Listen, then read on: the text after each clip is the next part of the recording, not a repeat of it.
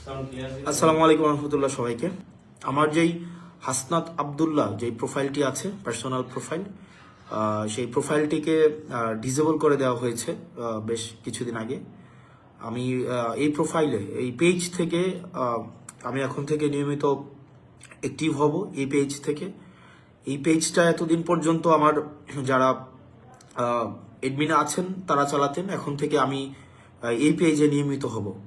আপনারা আমাকে স্পষ্ট শুনতে পাচ্ছেন কিনা বা স্পষ্ট দেখতে পাচ্ছেন কিনা আমাকে একটু কাইন্ডলি জানাবেন। দীর্ঘদিন আমি সোশ্যাল মিডিয়াতে ইনঅ্যাক্টিভ, আমার কোনো অ্যাক্সেস ছিল না। তো এখন থেকে আমি এই পেজটাতে আমি অ্যাক্টিভ হব এবং এই পেজটা আপনারা মানুষের কাছে পৌঁছে দিন।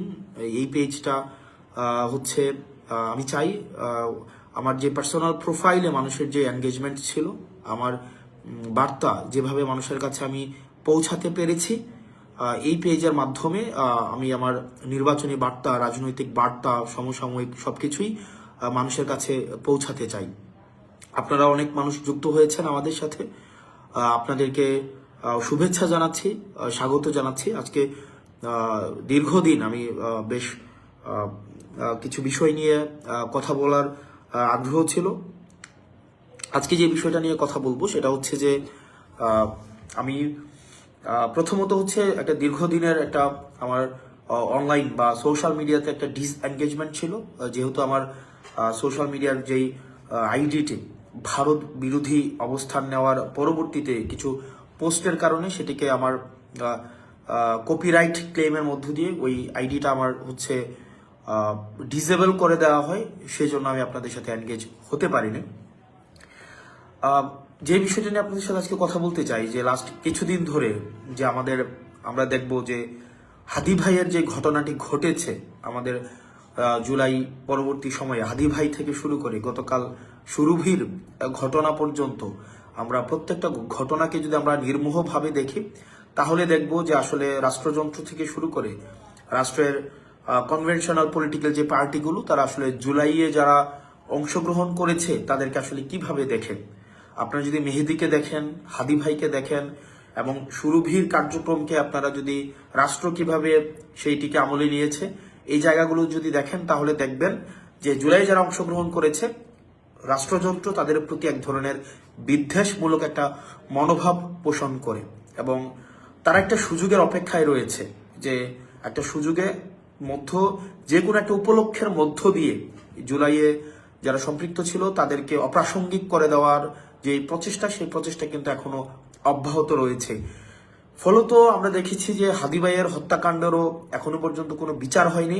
এখনো পর্যন্ত আমরা রাষ্ট্রকে দেখিনি বা সরকারকে দেখিনি, অন্তর্বর্তীকালীন সরকারের যারা দায়িত্বপ্রাপ্ত পুলিশ প্রশাসন থেকে শুরু করে গোয়েন্দা সংস্থা যারা আছে, এখনো পর্যন্ত আমরা দেখিনি কোনো ধরনের দৃশ্যমান কোনো ধরনের পদক্ষেপ নিয়েছে, যেটির মধ্য দিয়ে আমরা মনে করতে পারি যে আপনার বিচারের অগ্রগতি রয়েছে।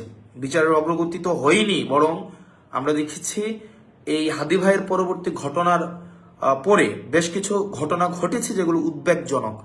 মেহেদির ঘটনা, হবিগঞ্জের সুরভির ঘটনা, সেখানে আমরা দেখেছি আইন শৃঙ্খলা বাহিনীকে জুলাইয়ে যারা অংশগ্রহণ করেছে তাদের বিরুদ্ধে অবস্থান নিতে।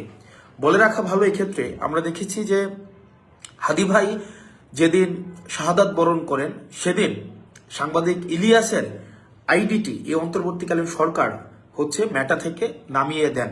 অর্থাৎ মেটাকে এই সরকার যদি চায়, তাহলে সাংবাদিক ইলিয়াসকে অ্যানার্কিস্ট হিসাবে বিবেচনা করে তার আইডিটি মেটা থেকে সরিয়ে দেওয়া হয়, ফেসবুক থেকে সরিয়ে দেওয়া হয় এবং সরকার চেয়েছে এবং সেটি পেরেছে। কিন্তু সরকারের কাছে প্রশ্ন, গত 1.5 বছর যাবৎ আওয়ামী লীগ সম্পৃক্ত যেই আইডিগুলো আছে, যারা সোশ্যাল মিডিয়াতে সোশ্যালি অ্যানার্কি তৈরি করছে, সেই আইডির বিরুদ্ধে আপনারা এখনো পর্যন্ত কোনো ব্যবস্থা নেননি।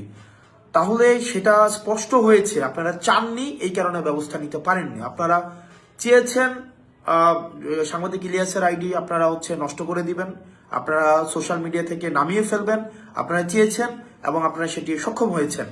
তাহলে আপনাদের কাছে আমার প্রশ্ন, এখনো পর্যন্ত যারা আওয়ামী লীগ পেজ থেকে জুলাই অভ্যুত্থানে যারা অংশগ্রহণ করেছে এবং পরবর্তীতে এই অন্তর্বর্তীকালীন সরকারের বিরুদ্ধে লাগাতার যে ধরনের হচ্ছে চরিত্র হনন করেছে, যেভাবে যেভাবে প্রপাগান্ডা ছড়িয়েছে, সেটির বিরুদ্ধে কিন্তু আপনারা কোনো ব্যবস্থা নেননি। আপনারা এই কারণে ব্যবস্থা নেননি কারণ আপনারা চাননি।